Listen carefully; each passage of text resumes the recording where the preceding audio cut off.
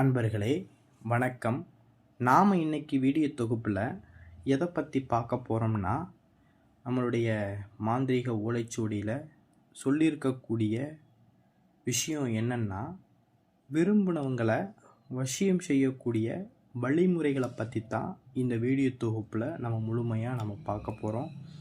Video பதிவுக்குள்ளே போகிறதுக்கு முன்னாடி நம்மளுடைய சிவருத்ர மகாகாளி அருள்வாக்கு பீடம் சேனலை சப்ஸ்கிரைப் பண்ணாதவங்க சப்ஸ்கிரைப் பண்ணிக்கிங்க. அதாவது வசியம் அப்படின்னா, நீங்கள் ஒரு பையனையோ இல்லை ஒரு பெண்ணையோ லவ் பண்ணுறீங்க, அதாவது விரும்புகிறீங்க அப்படின்னா, அந்த நபருக்கு உங்கள் மேலே ஒரு அஃபெக்ஷனை உண்டு பண்ணக்கூடிய பிரயோக முறை தான் வசிய பிரயோக முறைன்னு சொல்கிறாங்க. சரிங்களா? இந்த வசிய முறைகளை பார்த்திங்கன்னா, செய்கிறதுக்கு சித்தர்களும் சரி, மாந்திரீக குருமார்களும் சரி, ஏகப்பட்ட வழிமுறைகளை என்ன செஞ்சுருப்பாங்கன்னா சுவடிகளில் சொல்லியிருப்பாங்க. சரிங்களா?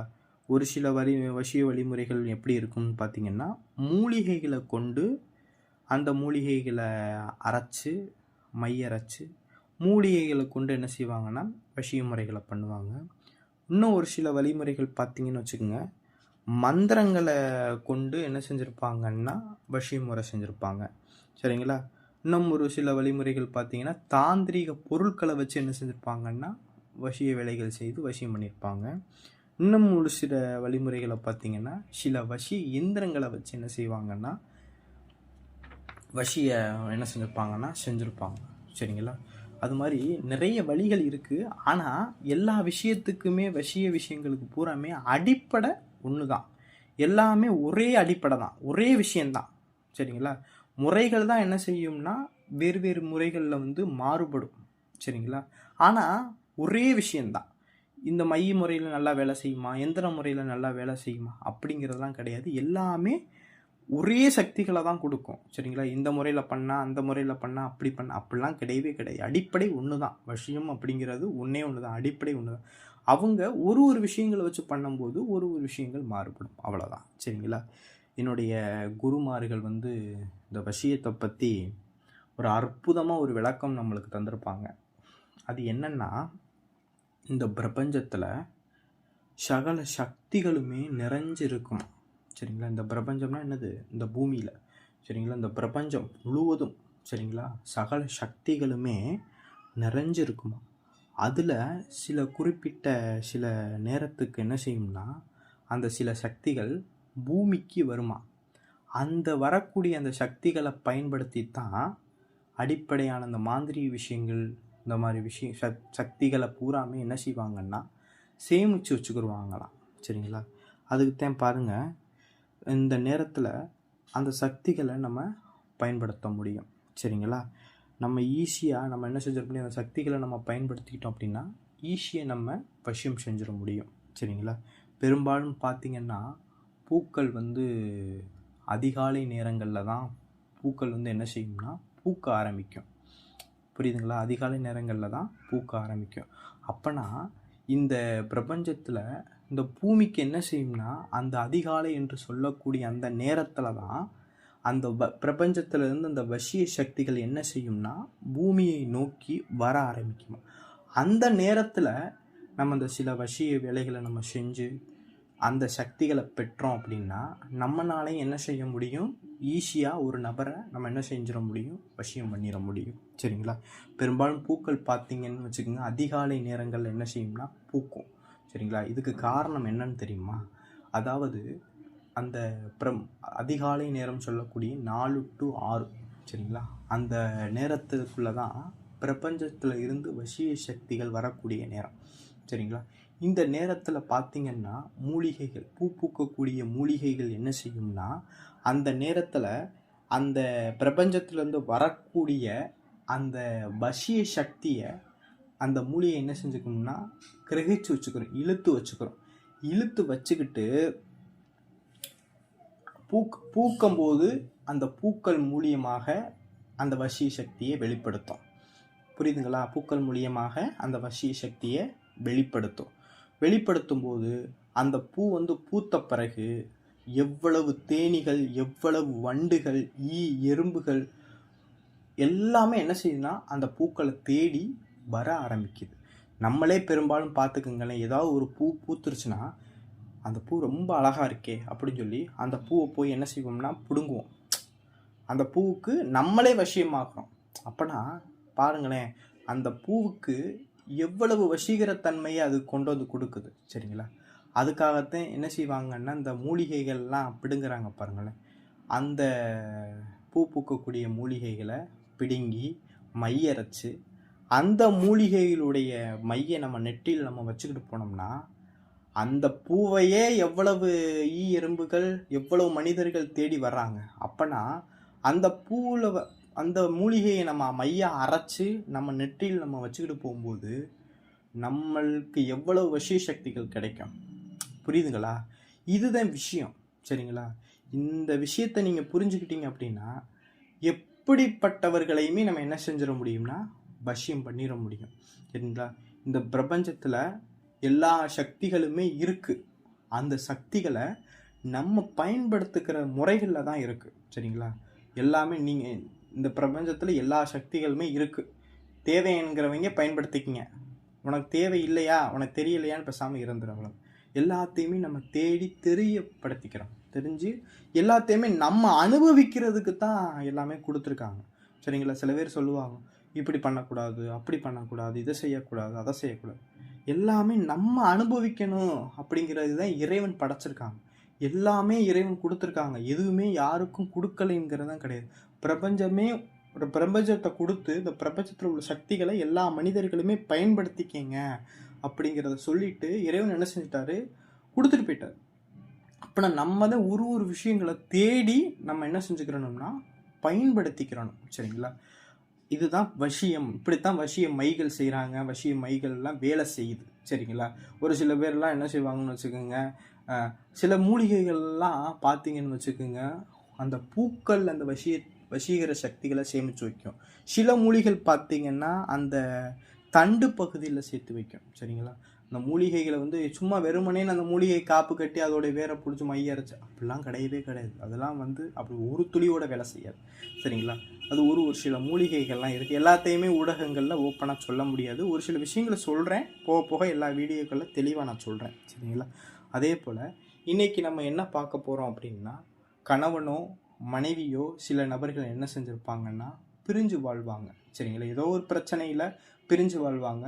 திருப்பி அந்த கணவனோடையோ மனைவியோடையோ நீங்கள் சேர்ந்து வாழணும்னு நினைக்கக்கூடியவங்க, நான் சேர்ந்து ஒற்றுமையாக நாங்கள் வாழணும் அப்படிங்கிறத நினைக்கக்கூடியவங்க இந்த முறையை பயன்படுத்தினீங்க அப்படின்னா கண்டிப்பாக உங்களை தேடி நீங்கள் உங்களுடைய கணவனும் மனைவியும் உங்களை தேடி வந்து உங்களோட ஒற்றுமையாக வாழ முடியும். சரிங்களா? நான் சொல்லக்கூடிய இந்த பிரயோக முறையை செஞ்சீங்க அப்படின்னா வாழ முடியும்.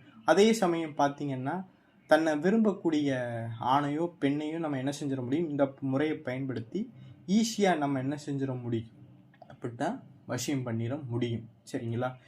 இந்த மாதிரி ஏகப்பட்ட விஷயத்துக்கு இந்த முறையை நம்ம பயன்படுத்தலாம். சரிங்களா? இந்த முறையை வந்து பார்த்திங்கன்னு வச்சுக்கோங்க, வளர்பிறை வரக்கூடிய ஞாயிற்றுக்கிழமை அன்னைக்குன்னு செய்யலாம். அடுத்தது பார்த்தீங்கன்னா ரோஹிணி நட்சத்திரத்தை அன்னைக்குன்னு பண்ணலாம். இல்லை அப்படின்னா பௌர்ணமி நாளில் பண்ணலாம். இந்த 3 நாட்கள்லையும் எந்த நாட்கள் வேணாமே பண்ணலாம். இந்த 3 நாட்கள்லையுமே விடியற்காலையில் தான் இந்த பூஜையை நம்ம பண்ணணும். சரிங்களா? விடியற்காலையில் தான் இந்த பூஜையை நம்ம பண்ணணும். சரிங்களா? இந்த பூஜை பண்ணுறதுக்கு நாளை தேர்ந்தெடுத்து வச்சுக்கோங்க. இந்த பூஜையை பார்த்தீங்கன்னா உங்களுடைய வீட்டில் உங்களுடைய பூஜை அறையிலேயே தாராளமாக செய்யலாம். சரிங்களா? எந்த விதமான பின்விளைவும் கிடையாது, எந்த பிரச்சனையும் இல்லை. சரிங்களா? இந்த பூஜையை பார்த்தீங்கன்னா செய்கிறதுக்கு முன்னாடி உங்களுடைய வீட்டில் உங்களுடைய பூஜை அறையில் ஒரு சுத்தமான பசு நெய் ஊற்றி தீபம் போட்டு உங்கள் முன்னாடி வச்சுக்குங்க. நீங்கள் கிழக்கு திசையை பார்த்து உட்காந்துக்குங்க, இல்லைன்னா வடகிழக்கு திசையை பார்த்து உட்காந்துக்குங்க. உட்காந்துக்கிட்டு உங்கள் முன்னாடி தாம்பாளத்தட்டில் 2 மனித உருவ பாவை ஒன்று செஞ்சுக்குங்க.